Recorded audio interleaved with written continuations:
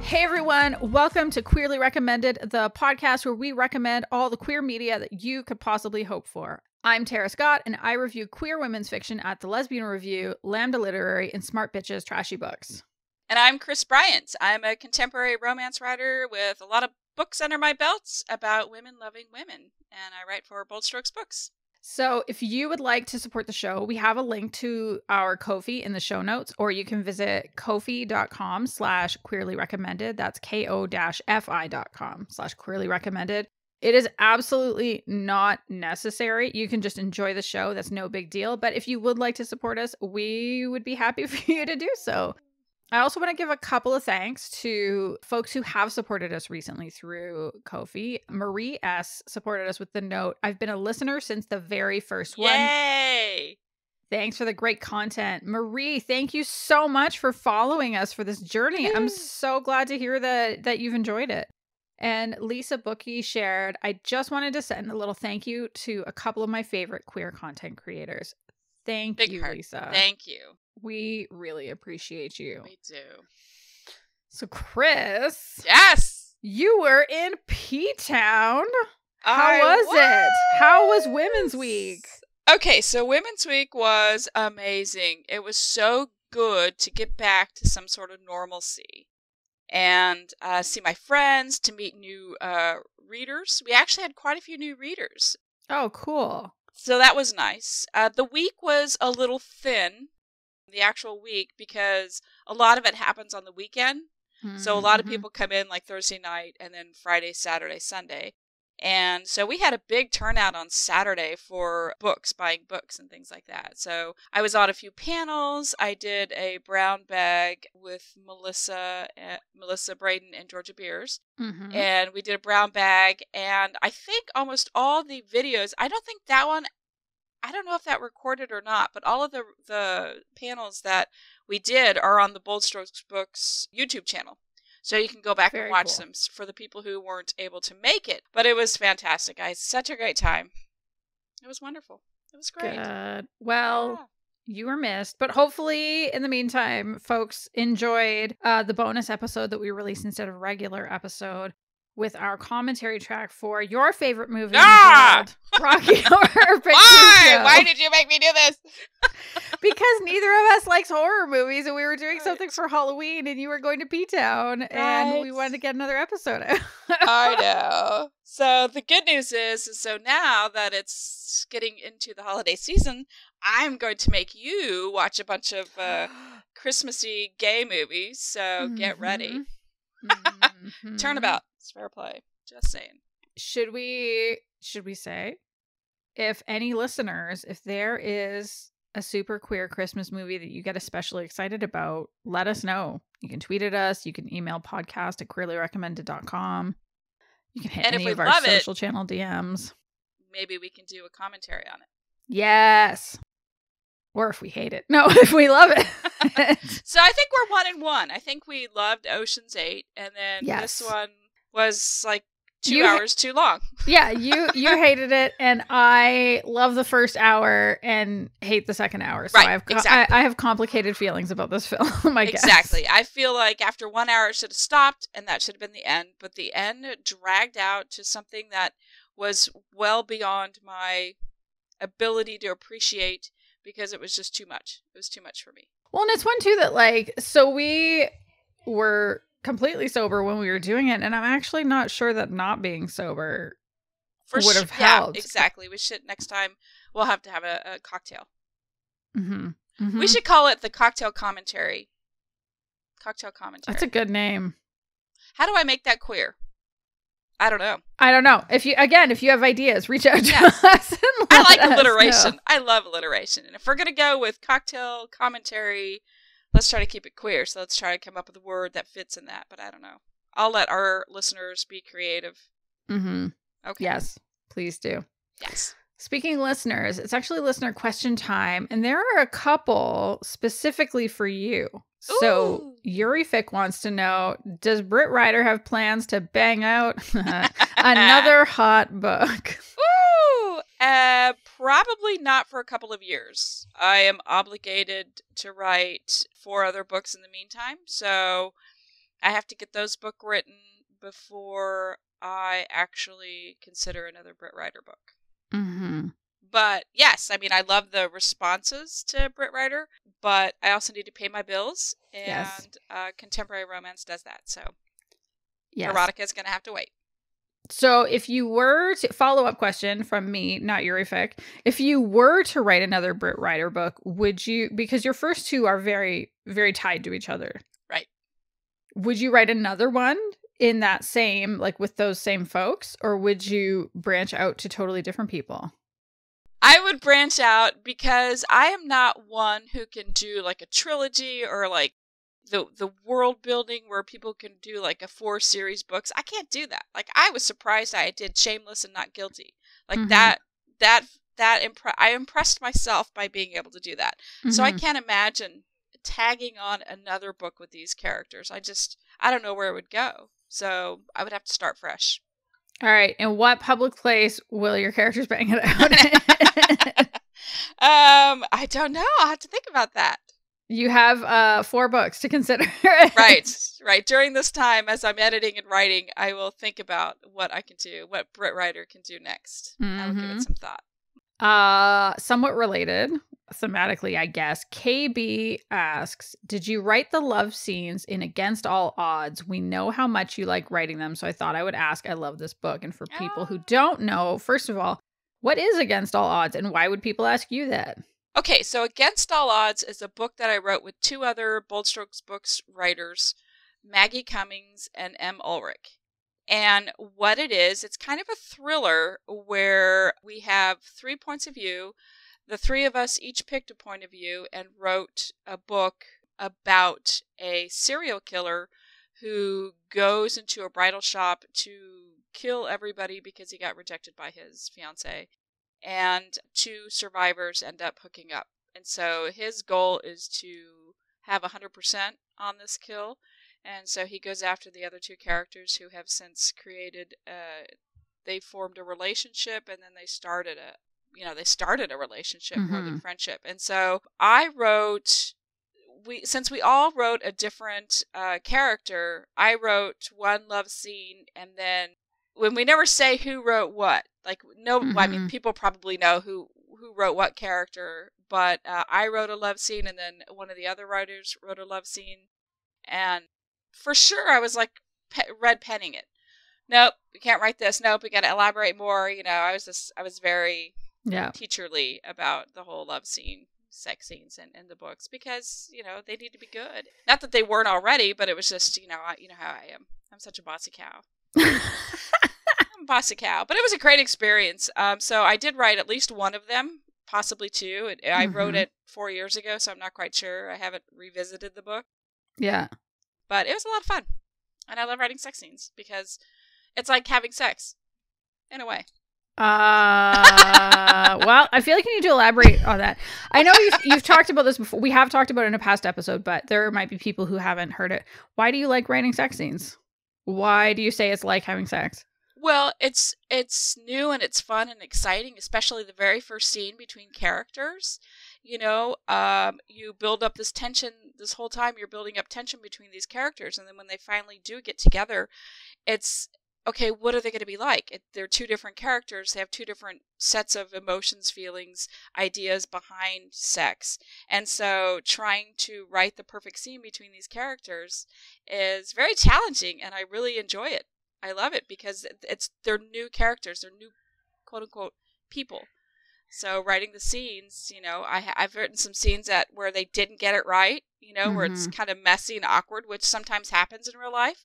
And then I've written scenes where it's like seamless and smooth, which how we all want sex to go. And sometimes they really do happen where everything falls into place. And so I just like seeing if these characters really hit it off right away, or if there's going to be a little bit of awkwardness. And so it's just getting there. I just love the build-up.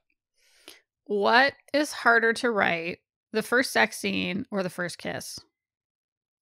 You know, the build-up for a first kiss is hard. It really is hard because you just can't kiss. There has to be consent. There has to be you know, like, why are these people kissing in the first place? I mean, when they get to sex, you know, they're having sex because they are at that point in their relationship where that's where they're at. But the kiss, you never know if, you know, the character makes a move, if it's going to be the right time, the right place. You just don't know. And I love it when it just comes together.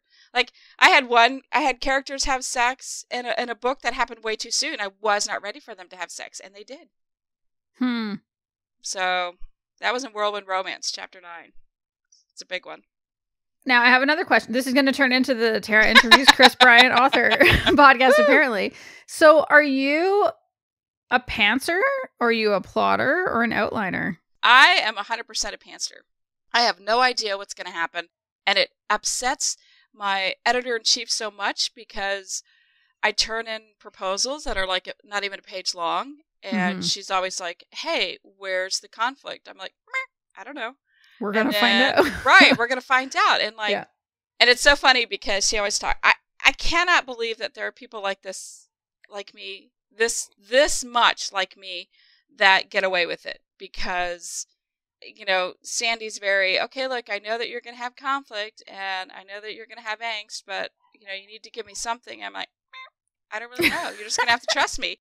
And it's like, and like the ending, I always say, and they end up happily ever after and all my proposals, because I don't know how they're going to get there. Yeah. And when I was in Ptown on one of the panels, we were discussing getting to the end of the book. And my book, Forever, that I just turned in for edits, I didn't get to the ending until 3 days before it was due.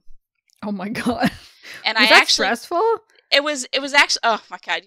Yeah, but I trust myself. I'm always like, you're going to find it. Just let it happen. And so when I get to that point, instead of continuing to write, because I'm just filling, I have to step away and just let my brain think about it. And then I'll watch like something mindless, some cooking show. And all of a sudden I'm like, I got the ending. There it is. Yeah. So it happened 3 days. It was actually 2 days before it was due, but I turned it in a day late. Amazing. It was, I don't even know how to do an outline. I would never follow an outline because I'm character driven. So the emotions and it's not necessarily the actions of the character. It's not necessarily like what they do for a living or the plot. It's all emotion. It's character driven. So I have no idea what's going to happen. Like, no clue. I don't know what the angst is going to be. I don't know what the conflict is going to be. I just don't know. That's pretty fun. It is. It's a lot of fun. I enjoy it. So far, so good. Nice. You know? Yeah. Okay, so we have a question for both of us. Okay. Sheena from the Lesbian Review asks, what's the scariest thing you have ever faced? Like ghosts, etc. Not real world stuff. We don't need more real world. That's hard to say. Real world bullshittery. Bullshittery is a word I can say. So I just can't say word. Yes. So, what about you? Okay, so I had to do a lot of thinking because I don't have a lot of scary stuff in my background. I used to be terrified of dogs. I don't think that counts. It's a phobia that I conquered. So I kept thinking, and something that you know, but I don't think I've ever revealed to the listeners, is that it's fabulous. When I was a kid, my parents took up a hobby. I love this. I love this so hard. I was probably 9 the first time they took our whole family for War of 1812 reenacting. That's right. We drove all over Ontario. We went into Michigan. That is awesome. Ohio. We went to Ohio a lot, actually. There's a historical fort there. We went to New York State once. And we probably did like 10 weekends a year or something like that. That was just with the kids. Sometimes my dad would go on for other ones as well. That was like, it was my dad's passion. My mom had enough friends and she had fun and it was fine. And I had friends, but I hit a point, I think when I was 16, when I could finally put my foot down and say, I'm not going. I am not going. I'm staying home. Fuck this. I don't want this. I'm not doing this. You all go live your lives. I'm not doing this.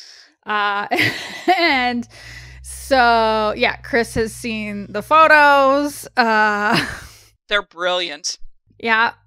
Yeah, it was a thing. And so when I was thinking about it, it's like, what's the spookiest? I can't say anything like legitimately scary happened, right? But this is probably the spookiest thing that I can think of for like my life. If we're leaving real world bullshittery out of it, like how can you say that and I can't? I don't know, man. I'm special, I guess. Real world. See, I have a hard time. Real world bullshittery. Maybe it's maybe it's an accent thing. Maybe all you accented people. Yeah, all of us. It's all of us. It's not you. Well, she'd ask the question, so it's probably like rolls off her tongue in a sexy way, of course, because it's an accent. In that amazing South African accent, right? So probably the spookiest was we did a reenactment at Fort Niagara in New York State, and what made this reenactment different than anywhere else is that we actually got to stay in one of the fort's buildings. Oh, wow. And so it's this like, well, at that point it would have been nearly 200 years old. We're reaching back quite a bit now. So it's more than 200 years old at this point. But it's like gigantic stone. It's cold. It's dark. It's creepy. Because usually we're staying in our own tents. And like, for sure this place was haunted, right? I don't even know that I actually believe in ghosts, but like if a place is haunted, that place is haunted. It's fucking haunted. It's like, it was one of those like, in the middle of the night, did I want to have to get up and use the bathroom? No, thank you, ma'am. I will wait until it is the morning and there is light and I'm not walking anywhere because fuck this place. Aww. Fuck everything about it. So yeah, that is my story. I feel like I've revealed the most embarrassing part of my childhood now, so you're all welcome. What about you? What's the scariest thing you ever faced? Okay. So this is a hard question for me because I have an older sister who my whole entire life has scared the living shit out of me. Like at every chance, every turn she could. She was always constantly scaring me. So I have actually now as an adult, it's everybody's like goal at my work is to scare me because for years I have completely internalized all of that so that I don't get scared visually outside. Nobody can like scare me. They just can't. It's just one of those things where my sister has scarred me for life. So, and we used to crawl around in the old castle ruins, in Germany when I was a kid. And I would get stuck behind, I was teeny tiny thin when I was a child. And I could slip through the bars. Nobody else could. I could go in these castles. And anyway, that was kind of cool. And my sister would like, oh my God, there's somebody behind you. And of course, I'm panicked trying to slip through the bars. That was one thing. But this is kind of a funny story, and it was scary, and it happened. It was just weird. It was a really weird story, and I can't believe I'm sharing this with you, but I'm going to. And I feel like I've shared this story with somebody recently, so hopefully it wasn't already on our podcast, so this is a little embarrassing, but it's the very first time I ever masturbated. Thank you. This is a masturbation story that is also very scary. We're getting vulnerable. I know, very vulnerable. So I'm sitting there and like I have the house to myself. Obviously, I think I'm a young teenager. I'm not quite sure how old I was. Anyway, so like I'm masturbating and I'm like, this kind of feels good. And I'm like doubting everything in my life. Should I be doing this? And I asked the question, if this is wrong to do, give me a sign. And I'm not even joking. I'm not even lying. Like this still carries to this day, several years later. The smoke alarm went beep. Yeah, my smoke alarm beeped. And it wasn't like it just failed right then. It wasn't a, when the battery goes out, like every 2 minutes or whatever, it goes beep. It just beeped once, and it never beeped after that. And so I, didn't masturbate my whole entire teens after that. What? Yes, this is a true story. That is wild. That is one judgy fucking smoke alarm. And now look at me. I love sex. I'm writing about sex. I'm selling books about sex. So, that kind of backfired on whoever was warning me not to do that. So, right? Yeah. So, yeah, that would have been terrifying. Scary. It was very terrifying as a young adult. Yeah, not even young adult, teen. I really don't know. We were in our house, so I had to have been about 13. probably. Oh, no. I know. What? Yeah. I know.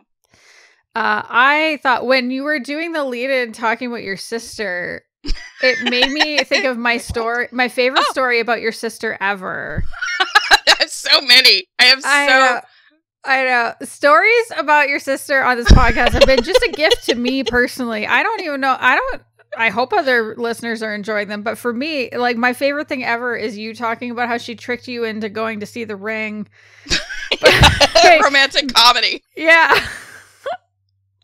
Yeah, so my sister's a total brat. Our whole lives, she's always been a total brat. And we were constantly pranking my parents.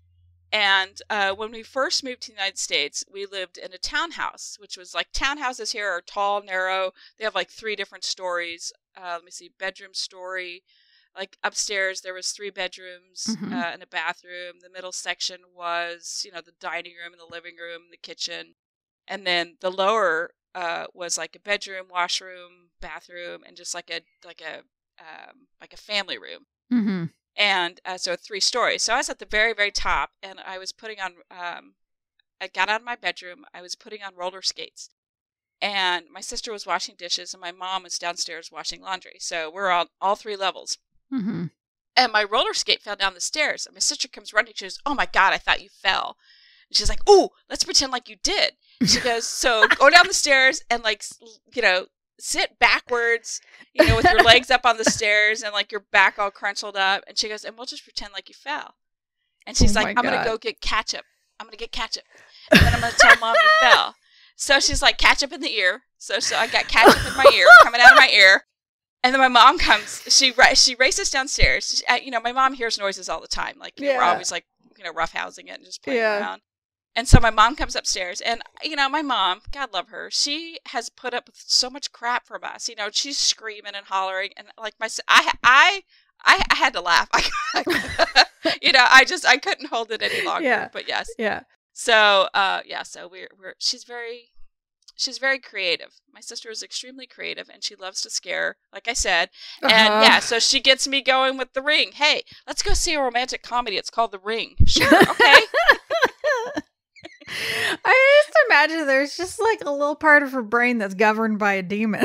It's the truth. And then she just loves scary movies and everything about scaring me. And I'm like, for her to get me to scare me now, it takes a lot. It takes a lot. But when she does, she celebrates hard. I bet she does. Oh my God. All right. So what have you been reading or watching recently? So, since I was gone for so long, I fell behind on everything. Mm-hmm. So my DVR was like full. Yeah. And I didn't even know where to start. Yeah. So, I'm watching all the Walking Dead, The World Beyond, Fear of the Walking Dead, The Actual Walking Dead. I'm all caught up on that. Mm-hmm. I started the Great British Baking Show. They have a new season, but here's the shitty part. It's the week. Every week they drop a new episode. And I'm like, it's like Ted Lasso. It's like, come on, just drop it all at once so I can binge watch the shit out of it for 8 hours, and then I can move on. But no, I have to try to remember that it's on every week. Yeah. I forget. So, I'm not a fan of that either. Yeah, I don't like it. The pandemic has made us all hate that, because everything is so readily available that now when new shows start. Oh, yeah, and Survivor. I'm watching Survivor, which is also a weekly show. Mm-hmm. And it's just hard. It's hard to get back into that. I'm angry. I'm angry about it. All right. Well, yeah. Listen, media companies, drop it all at once. Give us the season. Right. Okay. So what about you, Tara? What have you been watching or reading or playing or any of that? So I have been playing a game on our PS4 like it is a job, and it is not queer, but it should be. It's called Persona 5 Royal. It is a turn-based JRPG. It almost, when you play it at the easiest level, which is what I'm doing, because I don't want to die and have to start over again. I am very much of the fuck that school of gaming. So the idea is that you are this teenager who gets arrested because you stop this dude from forcing a woman to get into his car. It's very clear he's going to like take her home and rape her. And I'm like, fuck that. Fuck you. Right. And then so this kid gets arrested and for some reason gets sent to some other town for probation. It's like he can't stay where he is. And this all takes place in Japan. And he gets there and basically kind of like ends up with a group of friends. And it's the theme, basically, maybe this is a better way to say it. The theme basically is that the kids are all right. It's the grown-ups that are the problem. And so it's them kind of along the way dealing with like corrupt adults, predators, like that kind of thing, one by one, taking them on by going into what they call the metaverse, which is why it was particularly hilarious to me that Facebook rebranded as Meta. And they're like, we're going to own the whole metaverse. I'm like, but that's where you go to steal people's treasures and change their hearts. Well, that's kind of true. Right? Well, Facebook, yeah. Yeah, right? We're going to steal all your monies and we're going to poison your hearts. Right. And we're going to change your mind on things. Oh my God. We're going to turn you into QAnoners. Yeah. And that's sort of the, like, you basically go into this other world that's kind of layered on top of the real world, and in there you're kind of finding it's like, what is the thing that this bad person most desires, and you end up like reforming them by taking this metaphysical version of that thing. I recognize that as I'm explaining this it sounds stupid. So the better proof point is that I have played 124 hours of this game in the last month. Oh my goodness. Yes. Wow. I took the first full week of October off and I think I put 55 hours in just that week. Like I played it like it was my job and I was working overtime. Right. I was going to say, that's like 10 hours a day. What are you doing? Yeah, it is so good. And honestly, so my only real complaint is that it's not queer, and it absolutely should be queer because there is a dating element to it. So you can date, you can basically date any of your female friends. There are also some adults you can date, even though you're a student. And I'm like, no, I'm not going to do that. Like, again, the ethics of this world are a little iffy to me in some cases, but I wish he could date the boys. Right. Because I ship him with one of the villain boys. Oh my God. They have such amazing chemistry. Although Neil was like, wouldn't it be problematic though if like one of the bad guys is gay? And I'm like, yeah, true. I mean, if he was the only gay character, then I think it would be a big problem. But I don't think it's that bad. Like if he can date any of the boys, wouldn't that be an amazing twist though? Like He has this like super big, awesome energy. They have amazing chemistry and they're dating, and then dun dun dun, he's a bad guy. I thought that would be incredible, but they didn't ask me what I think. So no, they didn't.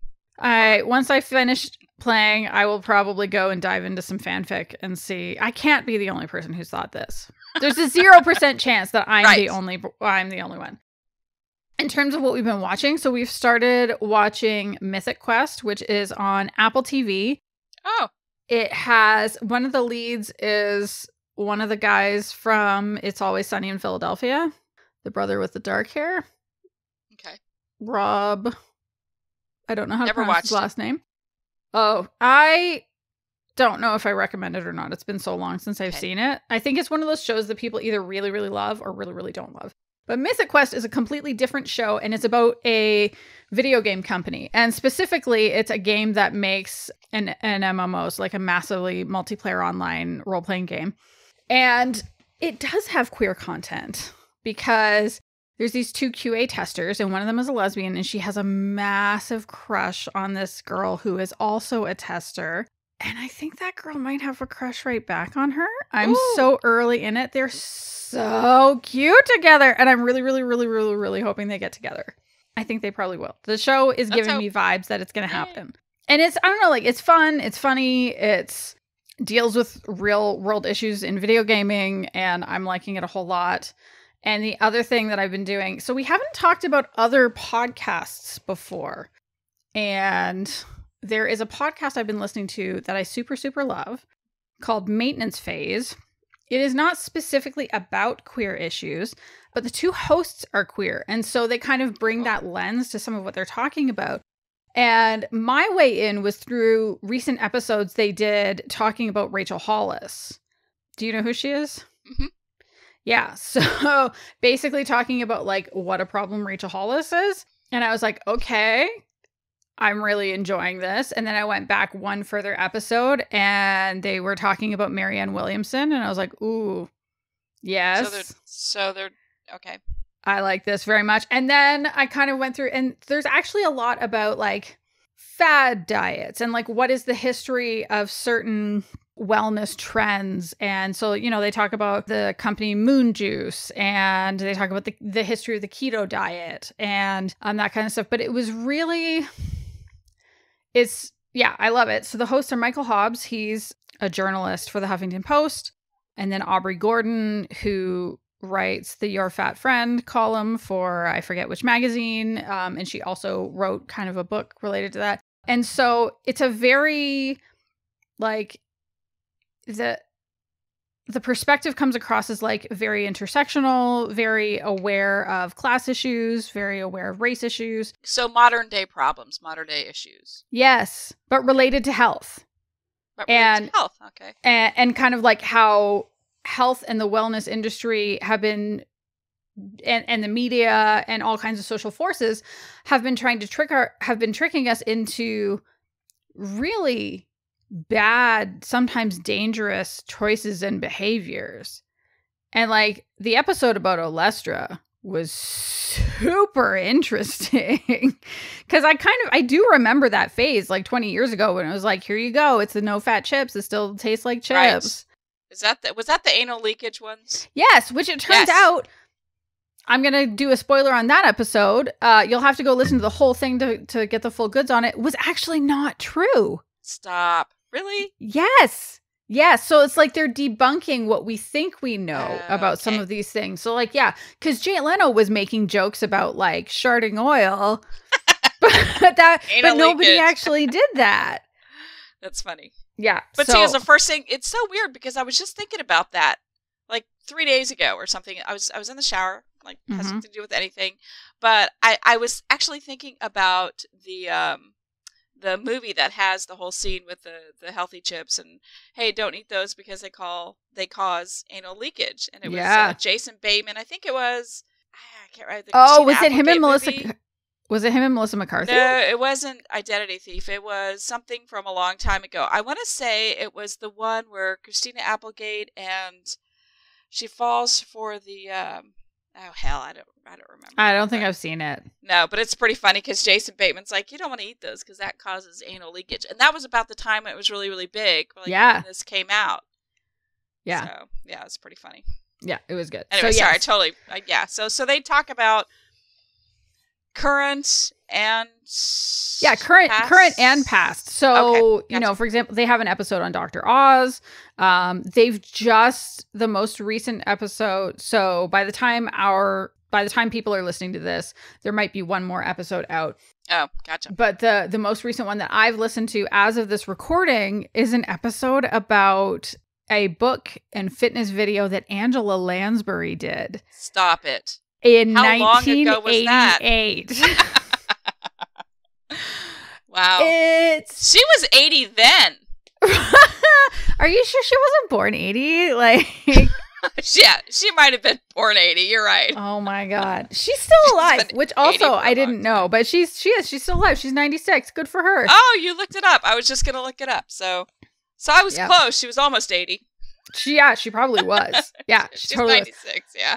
So I don't know if you're looking for another podcast where like, some of the information that's shared can be a little dark because, you know, pharmaceutical companies are the fucking worst. Right. But it never feels dark, and they give really strong content warnings for the ones that might be the roughest. Like there's an episode on eating disorders where they give a gigantic content warning right at the beginning of that. And highly, highly recommend it. It's been super entertaining, super informational, and I've just been like finding excuses to keep listening to it. Wow. So Kris. Cool. Okay. It's that time. What is your official recommendation this week? Okay, so my official recommendation is the audiobook of 2017's bestseller, The 7 Husbands of Evelyn Hugo. And that's written by Taylor Jenkins Reid.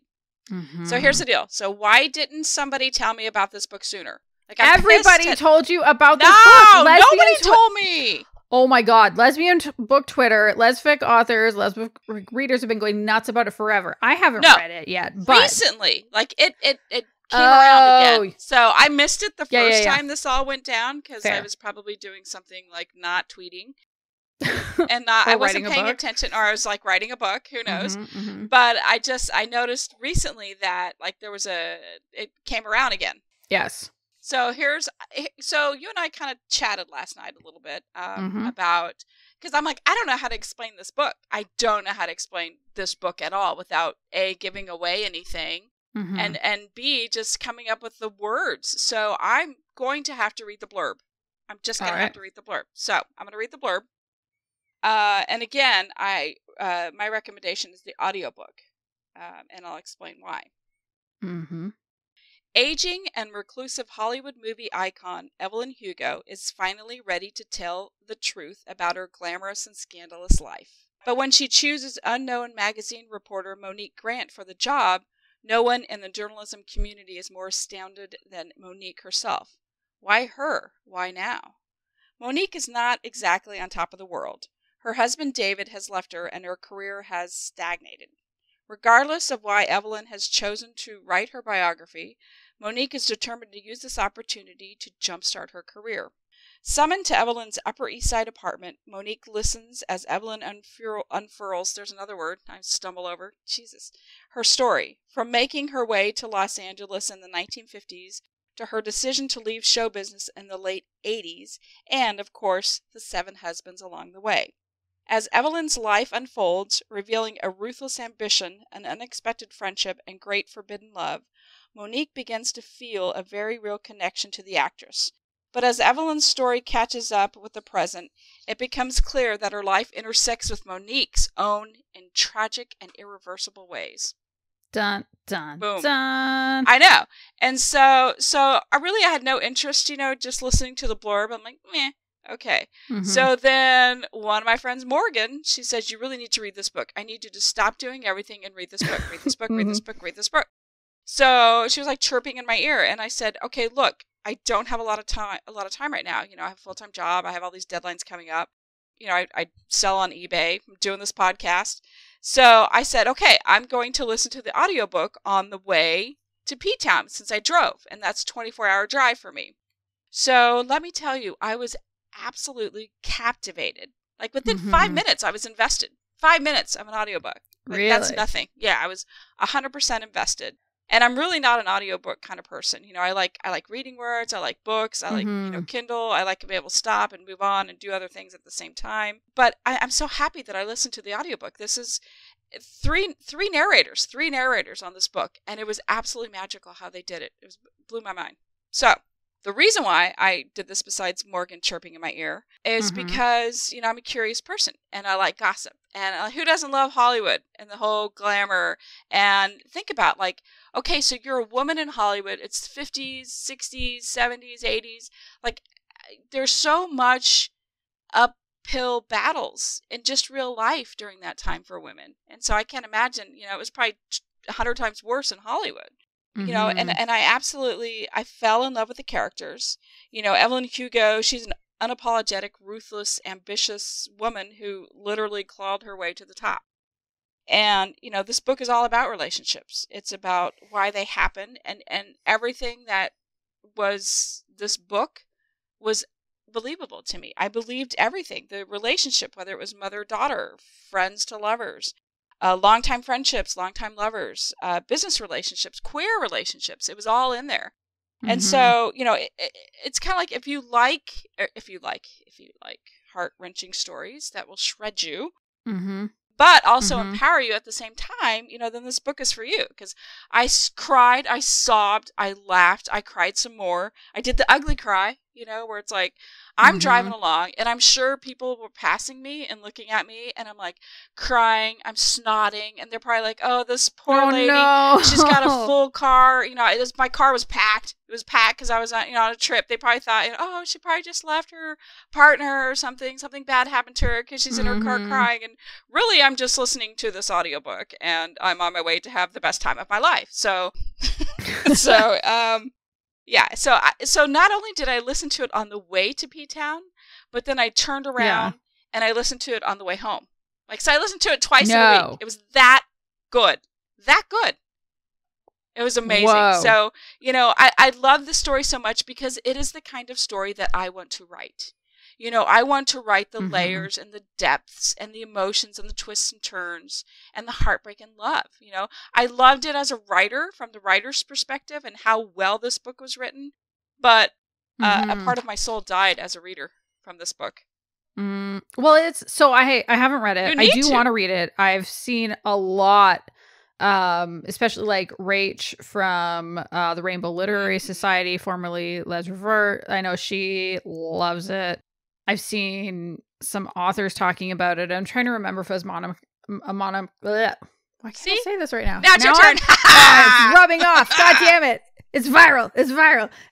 Monica McCallan or Haley Cass. I can't remember which one. Yeah, probably every single person now. So that's why it's on Twitter. And that's why, you know, I think this like group of writers reread it or started to read it, and so then it kind of leaked out and Morgan was part of that group. So I'm just like, okay, fine, because it's been on like bestseller lists and has like a bajillion reviews on Amazon and Goodreads.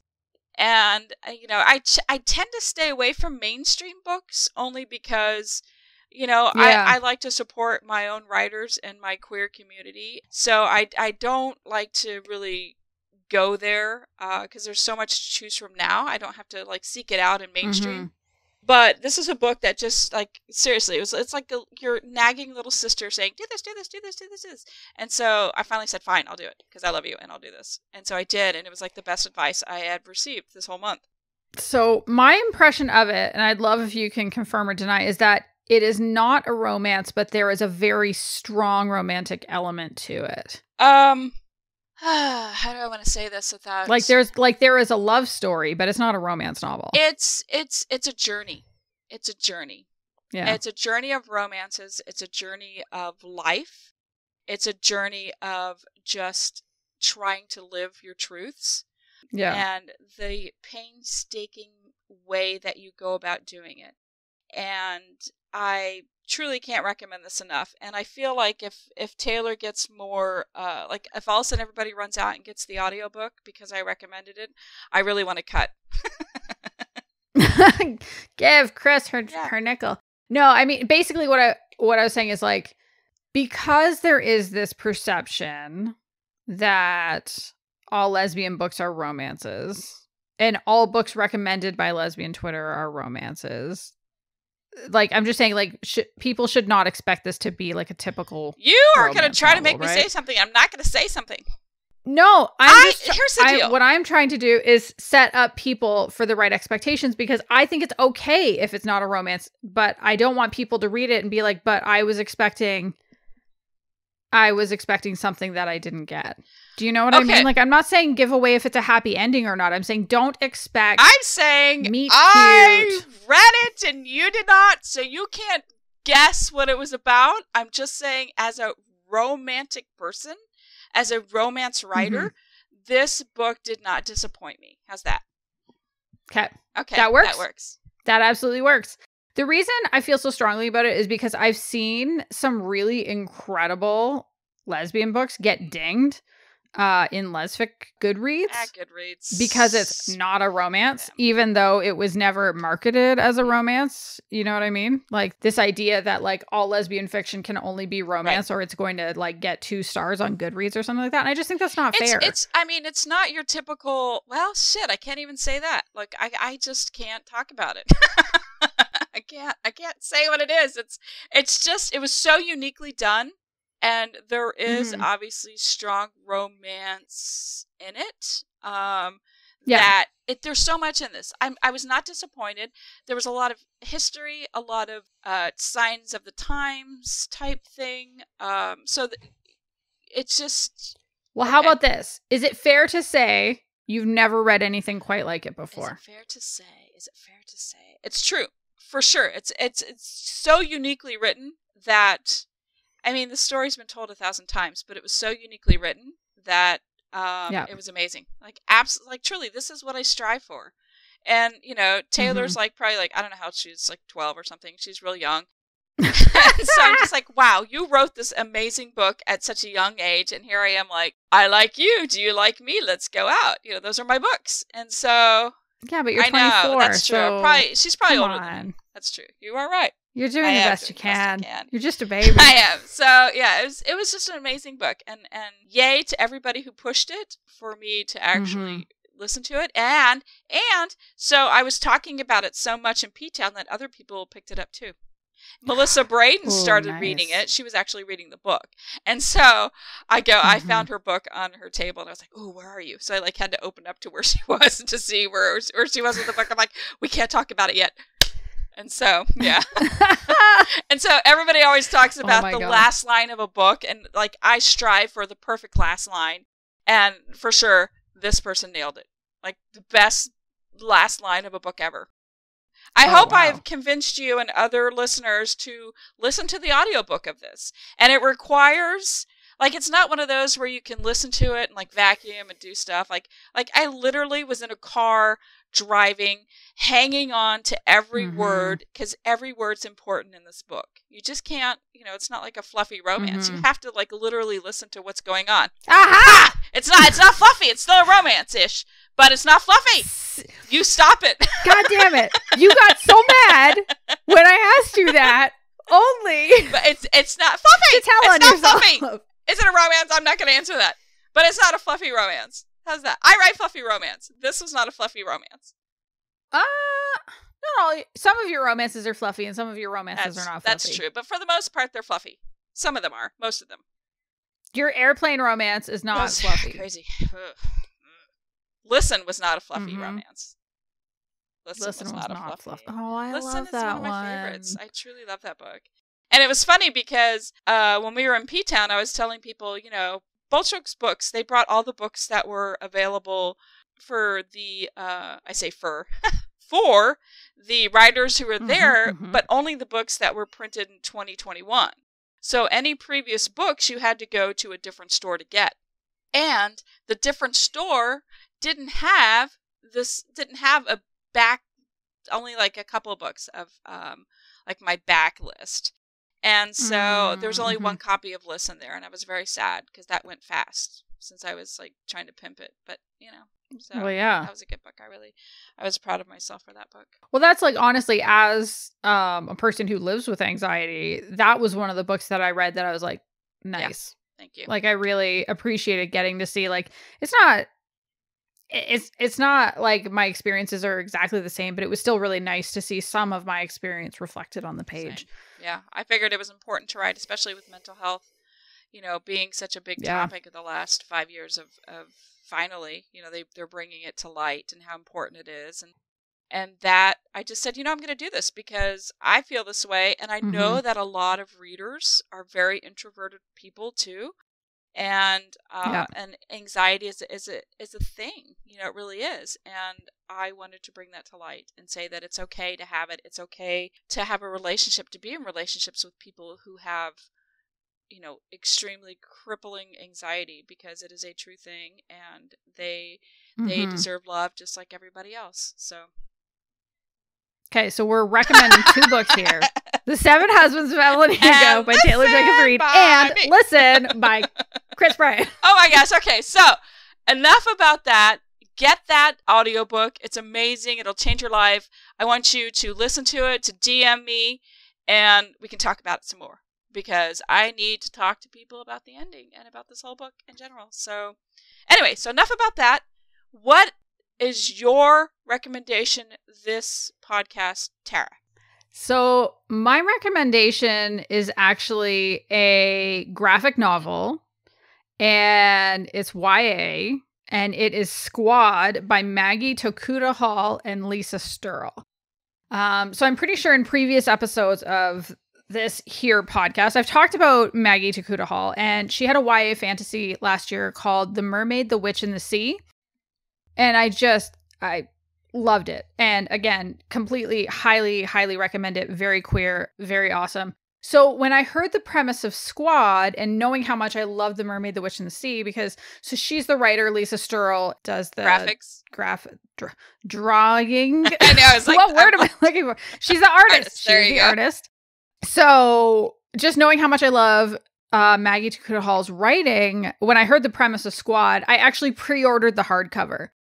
I don't read anything in like a hard, like I don't read paperbacks. I don't read hardcovers. I don't read any of that anymore. But I made an exception here, and I am so glad that I did. I also ordered it and forgot, and then it arrived when I was in the middle of a staycation, which was the perfect thing because I started reading it at bedtime one night, and I read the whole thing in one shot, and I stayed up way too late, and it was 100% worth it, and I was super excited. And I was like, Neil, read this book. Go read it. So the premise is that it all kind of focuses on Becca. Becca is starting at a new high school, and she's invited to join the popular girls. Right off the bat? And she's a little bit pretty much right off the bat. She's kind of baffled by this. She also makes a couple of other friends with like not popular people, which was nice because again, showing the idea that you can have friends with more than one group. Like this can be real. But she's invited to join the popular girls, and she learns not too long after that they're all werewolves. They prey on other boys who are predators, like sex pests and rapists, that kind of thing. I mean, no, you don't actually see anyone nobody getting sexually assaulted in this, but like basically they prey on the creepy boys, and they want her to become a werewolf too. How do you become a werewolf? And I forget. We all know how to become vampires, but how does I think it's a biting situation in this. Okay, sorry, I did not mean to interrupt. That it is. I'm gonna look. You keep talking. Well, it's like you get turned, basically. I think. Oh, you mean like in the lore of these things? Yeah, I don't. How does one become a werewolf? I mean, I have to think it's either a biting thing or you're born into it. It says to become a werewolf, it is necessary to be bitten by a werewolf in their wolfish form at the time of the full moon. Well, there you go. Okay. Sorry. Please continue. So choose accordingly. If there's a full moon, are you going out or are you staying home? I'm a vampire all the way. So would you rather be a vampire than a werewolf? For sure. Ask me why. Okay, yeah, why? Because I can't believe I totally hijacked this. I'm so sorry. You're doing do it. Okay. Do it. Because then I could stay awake all the time. I could write more. I could do more. I would never sleep. I never go out anyway. I'm constantly on my couch with all the curtains pulled because I have a light sensitivity thing where I can't have light in front of me. I can't have light to the side of me. I'm a hot mess. So, like, I can stay inside, no sun. Like, I can do that. And I'm a night owl. I like to be out at night. I like to do things at night. I like to stay up late. Like, I would totally be a vampire. But I have to lose 20 pounds before somebody changes me. So, because I need to be in the body I'm happy with for the next eternity. So, well, maybe this would force you to embrace the idea of radical self-love. Right. No matter what. Well, you gotta love your body no matter what size it is. It's still a good body. It's still a strong body. It's still a strong, good body. It's a softy body. And if I'm gonna live with this body for the rest of my life, I'm gonna have to ask you to please don't bite me until I'm ready. And the next I'd say give me 2 full moons, and then I'll be at the place where I need to be. Just saying. Right, you'll do a quick cut. It's a quick cut, and then we're good. Okay, so back to your recommendations. Oh my god, you don't even want to know if I would rather be a werewolf or a vampire. You'd rather be a werewolf because you were like, "What? You want to be a vampire?" Well, mostly because I don't think I would want the whole not being able to walk around during the day. So I think it would depend on like which like are we going with traditional general vampire, or because I'm still reading The Lost Girls by Sonia Hartle, and in her version, vampires can go out during the day, but nobody wants to interact with them because they're just creeped out by them. And it's like, I could live with that. Yeah, that's not bad. Because then you could still buy stuff at the store. Or you can go the Twilight and be gemified, be sparkly. Yes, you can be sparkly. That would be me. I mean, we're already queer. Why not be sparkly and queer? Exactly. So I want to be the sparkly vampire. Like when I'm in the in the bed of flowers and the sun shining on me, I don't burn, but instead I sparkle. Like that to me is, I think it's perfect. I think so too. Okay. It's perfect. So why do I like this?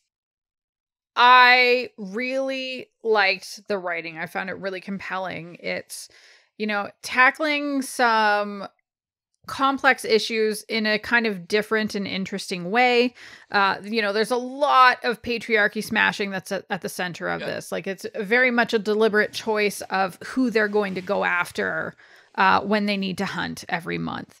And it turns into some really kind of interesting conversations later in the book where there's a question of like, are we losing our way? Are we losing kind of the ethical core at what we're doing? There's also some stuff there about Becca's relationship with her mom. And, as a mother reading that, like, it felt kind of like a little tender, a little raw. Like, I can see how it gets that way. Like, I remember what my relationship with my mom was like when I was in high school, and I'm already not super looking forward to that stage where, my daughters are pulling away emotionally, because that's a part of growing up. And there is also, Becca does end up, she has a crush on one of her friends, and what does she do with that? She knows she's queer. They don't know that she's queer. How is that going to go? It goes pretty well. Oh, look who's giving away spoilers now. Listen, I don't care. I know this book is, so is this a new one? This is new. Yes. Brand new. It's quite new. It came out October 6th or 7th, I think. The art is great, and kind of the color palette reminds me of almost like an 80s or 90s, like not fluorescent-y, but more pastel-y. I don't know if that makes any sense, with like the blues and the pinks and the yellows and all of that. Like, it's so good. If you have a teenage queer in your life, definitely pick it up for them for Christmas. If you would like to read it for yourself, pick it up as well. I'm glad I got the hardcover. Like, this is going to be one that it's worth going back to, and I cannot wait for my kids to be old enough to read it. Nice. So I think that's it. That's it. That's all for this episode. Thank you so much, everyone, for joining us. If you enjoyed the show, like we said, we have a Ko-fi link in our show notes, or just honestly hit subscribe wherever you listen to podcasts so you can get notified whenever we release an episode. And if you have a friend who you think would like the show, please, please, please tell them all about it, because we would love for more people to get the queer media recommendations they're looking for. Right. And now that we're back in action. That's right. Back in action. Connect with us on social media. Search for Queerly Recommended on Instagram, Twitter, Facebook, or email us at podcast@queerlyrecommended.com. You can find us both separately and together on Twitter. Bye, everybody. That was a great podcast. I loved it. Woo!